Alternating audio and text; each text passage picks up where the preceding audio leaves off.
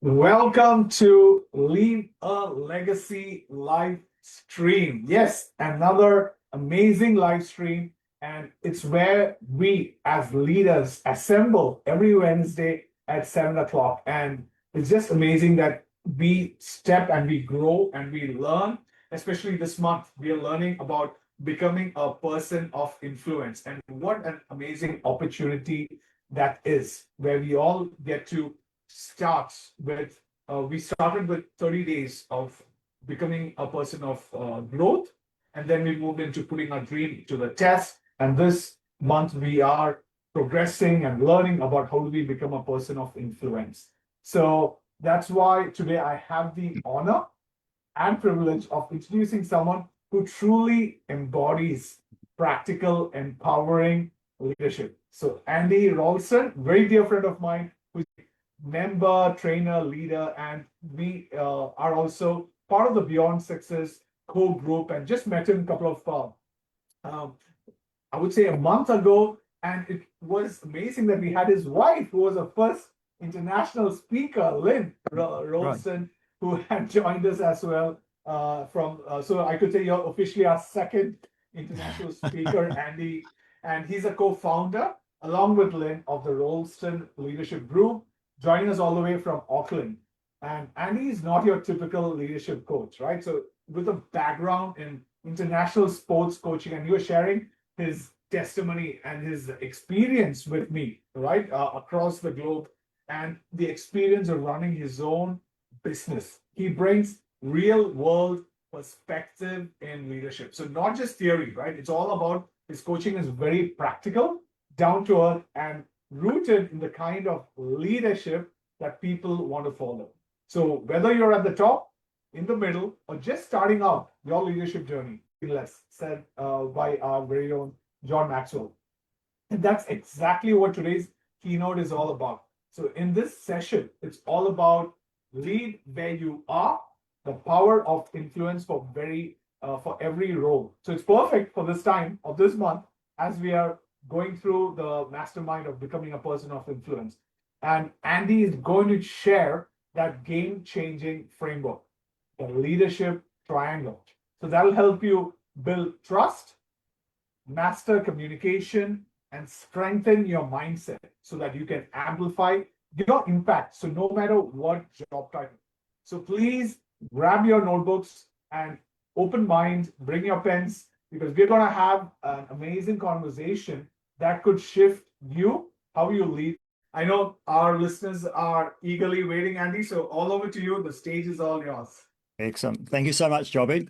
And hello, everyone. I am, as I said before, excited to be here with you all. And my talk today is on this leadership triangle, as Jobby said. So I want you to imagine if everyone in this room truly understood their power to influence. Think what we could achieve together. Imagine your ideas as an individual contributor, or so not just being heard, but actively shaping major projects that you're a part of. Or imagine as a manager, your team not just following instructions, but truly owning the vision and then running with it. Or imagine as a business owner, your vision not just being understood, but captivating your entire market and driving incredible growth. So that's the power of influence. And today we're going to be diving into something that's profoundly vital for everyone, and that is leadership influence. And Jobby's already quoted John Maxwell, who famously says leadership is influence, nothing more, nothing less. And what this means is whether you're a formal manager, a project lead, or just an individual or a business owner, you are a leader. You have the potential to influence outcomes, ideas, and the people around you. And this idea of cultivating powerful, positive influence is at the very heart of what I like to share. And we're going to explore a simple yet powerful framework that I've created called the Leadership Triangle. And I want you to think of this as your game plan or your playbook, and it's built on 3 essential pillars for success in pretty much any arena that you want to make an impact in. And so hopefully by the end of the session today, you walk away with a clear and actionable insights to elevate your personal influence and make a tangible difference, whether it's in your team, your project, or your entire business and venture. You see, trying to influence without the right skills, you're constantly chasing the ball, is really listening. And this can lead to, well, firstly, your ideas not landing, right? You might have some brilliant ideas, but then they just don't get any traction. It's like having a great play, but no one runs with it. Or it could be limited impact. Despite all the hard work, your contributions aren't driving change that you envision, and you feel like your efforts just aren't translating into the desired outcomes. It's a bit like trying to win a rugby match, right? Where individuals aren't influencing each other effectively. The forwards aren't trusting the backs, and vice versa. Vice versa. Uh, in fact, I played rugby and I was a back, and I have to say we never trusted the forwards when I was playing. But that's a story for another day. If your influence isn't flowing, then you're always playing catch up, and you're going to struggle to win and achieve your goals that you've set for yourself. I once worked with a guy who kind of obviously just seemed to rub people up the wrong way all the time. He thought everybody liked him, and he wondered why people wouldn't do what he hadn't actually developed his influencing skills properly. And well, in this case, he hadn't actually developed them at all. But this is where my leadership triangle comes in. And this is what I like to call the blueprint for building your influence. Whether you're leading a small team or whether it's for your entire business, each of these pillars will enhance your capacity to influence everyone around you. So first up is what I like to call the trusted leader. You see, without trust, your ability to influence is severely limited. So think of this as the foundation of a champion team. They trust in each other and in the game plan. So the first part of the trusted leader is influence. And think about influence as cultivating a genuine impact beyond your formal authority. The why, and even admitting when we get it wrong, right? When we do that, it invites others in. It's like sharing the game plan so that everybody feels clued in and invested. So when you're a trusted leader, your ideas will gain traction, your suggestions are valued, and people will naturally seek your input, which will amplify your voice of what I was doing. And he started to trust me far beyond what my job description was. Next, we have on the triangle is the skilled communicator.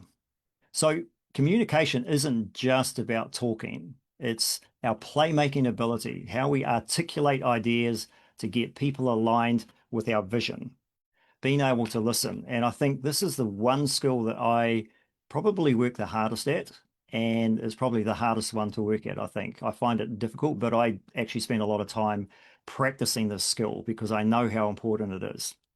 And when we actively listen, then we listen to getting buy-in from his team. The company's been merged with another company, and so he was having really trouble talking to them and getting them to buy. But interesting, he thought that he had to bribe his team. The leader is what I like to call the athlete's mindset. And this is about discipline, focus, and resilience. It's knowing that your attitude and your self-management are game changers. And lastly, the last thing to do with the leaders conference workshops out of there. And we're talking to one of the staff members, and she said, "Oh, the best boss we have ever had." And what's interesting, Jobby, is that, she's been gone nearly 3 years, and the legacy that she left in that organization still ripples through because of the way that she treated her staff. She valued them, grew them, and that. And so, I guess this is what legacy is all about, right? I love what famous New Zealand All Black coach once said, Fred Allen. Some of you might know him. He's from a long time ago. But I love this quote. He says, "Good players practice until they get it right. Great players practice until they can't get it wrong." And I just love that. So that applies directly to cultivating your influence. Practice makes perfect. So what can you do today to start applying this and amplifying your influence, regardless of the role that you work, or simply just offer encouragement? Your investment in them will amplify your influence in the wider. So these are not complex plays. They're just fundamental skills that every great athlete, every successful business owner, and every high-performing individual practices day in and day out. Small, consistent efforts applied strategically will lead to monumental influence and big wins. So remember this, leadership is not about being in charge, it's about taking care of those in your charge. And this holds true to whether you're formally leading a team, a project, or simply just influencing the outcome of your own work and helping others succeed. You see, you have a sphere of influence and you have a choice on how to use it.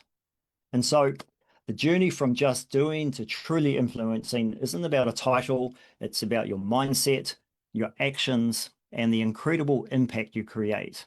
So by embodying trust, honing your communication skills, and leading with unwavering confidence, only be just a contributor, but you'll be truly inspiring those around you, your colleagues, your team, your clients, your whole business to achieve the absolute best. So you have the power to shape outcomes, to rally support, and drive meaningful change simply by growing your influence. So go and lead with purpose, make a real difference, and score some big wins, no matter what position you play. Thank you very much, guys. Well, that was just amazing, Andy. I was just taking down the notes as you were speaking, especially around leaving that legacy, right? What does it actually mean? And pouring into growing leaders, superhero strength, having that athlete's mindset, listening, the skill comms, and at the end, you just kind of brought it all and summarized it really well, right? It's all about being present, leaning into your superpower, and about applying it. And lastly, it's all about others, right? Leadership is all about how do you through consistency, through integrity, through empathy. So you don't need people. like day to day. Culture is really shaped by what leaders tolerate and what they celebrate, I think. And culture is really about behavior. You know, what behavior do we allow in our organization? And so when we use our influence to model openness, resilience, respect, then we give permission for others to do the same. And over time, that consistency creates a culture that people want to be part of, which drives performance and connection. I think when we have a great culture, then performance comes as a byproduct of that, right? And so often we're trying to get performance, rather we should be building things like culture, which will automatically improve performance. Absolutely. A big firm believer of building culture first, and then performance is definitely a byproduct. So yeah, thanks for sharing, Andy. And what we see is, especially in LegacyX Tribe, there's a lot of emerging leaders. So what would you say to someone who feels invisible in their organization? So even though invisible for their organization, what would be your response for that? Look, I hear that a lot, Jobby, and I know it can be pretty frustrating. I was talking to a guy I play squash with actually just a few months ago about this very thing. You know, he got passed over for a promotion and things like this. And so my advice would be shift from doing to communicating value, right? So don't just deliver great work, but start to share your thinking, start to ask questions and start building trust that way. Your influence will grow when people know who you are, not just what you do. And so I think it starts with making yourself visible through connection and putting yourself out there. Don't wait for people to see things because it often doesn't happen. So kind of get out of your comfort zone, start asking questions, be inquisitive, start making yourself known to the stakeholders or whatever it may be. Yeah, absolutely. Right. So it's making your presence felt. And that's where it goes back to what you just shared, right? Just being present and leading into your strengths. So what actually sets you apart? And like you said, just intentionally applying them. So that's just amazing. So thanks, Andy, for sharing. So another aspect in leadership is trust. And you did mention that trust is the foundation of the leadership triangle that you just shared. So what's one actionable way someone can build trust quickly when stepping into a new team or a new role?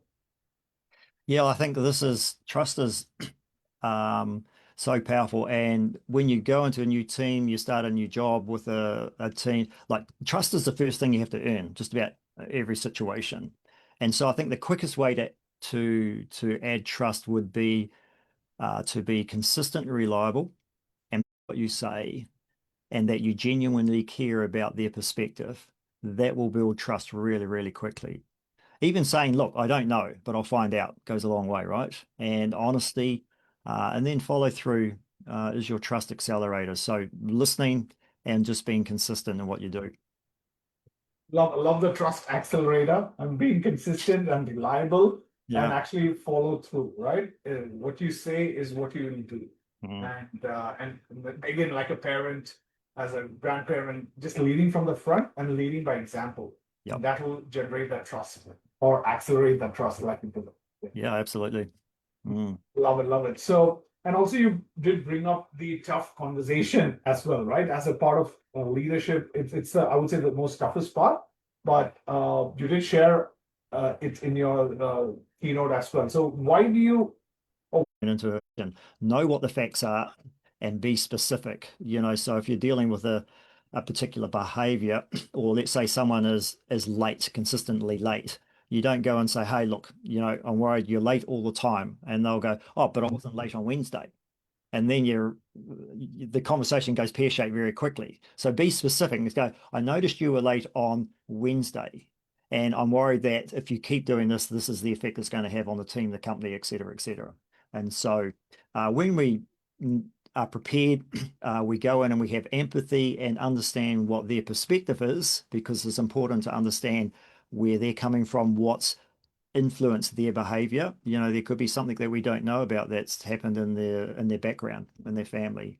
Then we get a different perspective, and then we get all the facts. And so I think that's one way of dealing with it as a leader, and we can be a lot more effective. And if we do that, then the relationship will be stronger and there'll be a lot more trust within the team, because they know that if there is a difficult conversation, people. I love that what you shared about. It's all about valuing others, and that's our primary principle, right? I mean that we as leaders follow. So I think that's one great advice, especially for leaders who are having those tough conversations. And Mhm. last, a final question: if there's one thing, Andy, that you would love our emerging leaders, our leaders, to actually take from your talk today, what do you hope that would be?